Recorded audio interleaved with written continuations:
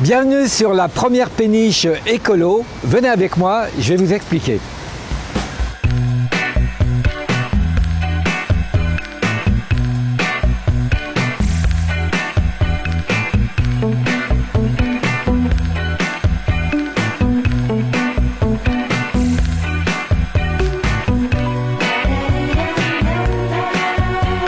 Ça me suffit largement pour l'autonomie de la péniche. Mais je vais vous faire voir le reste, les panneaux solaires, l'éolienne et tout le reste. Alors on va commencer par l'éolienne. Évidemment, il faut du vent. Alors quand il y a du vent, bien évidemment ça tourne et la génératrice charge mes batteries et j'ai suffisamment de stockage quand il y a du vent pour tenir au moins 1 à 2 journées.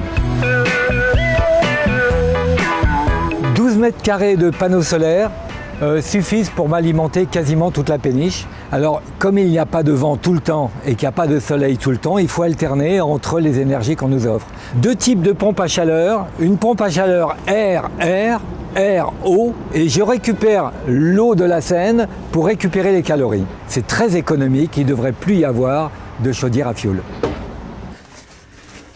Toutes les énergies renouvelables sont stockées ici dans des batteries lithium-ion. C'est de l'économie circulaire, c'est-à-dire qu'on récupère les batteries d'occasion des voitures électriques et on les stocke et on leur donne une vie encore de 10 ans pour pouvoir accumuler l'énergie. En faisant ça un petit peu partout, eh bien, on économiserait du jour au lendemain au moins une centrale nucléaire. L'énergie propre, c'est bien, mais l'isolation, c'est encore mieux. En tous les cas, c'est indispensable. C'est pour ça que j'ai installé un toit végétal avec des fleurs ici grasses qui ne demandent pas d'entretien. Nous sommes dans un écosystème. L'isolation, l'énergie et éventuellement, si on a la chance d'avoir un peu de surface, un jardin potager. C'est la MAP, circuit court. On a des salades, des fraises, etc., des concombres, des tomates, beaucoup de tomates. Eh bien, ça fait plaisir. Quand on a la chance de disposer d'une petite terrasse, eh bien on peut mettre une ruche. C'est le cas. Les filles, elles travaillent super bien. Je récupère à peu près 4 à 5 kilos de miel par an.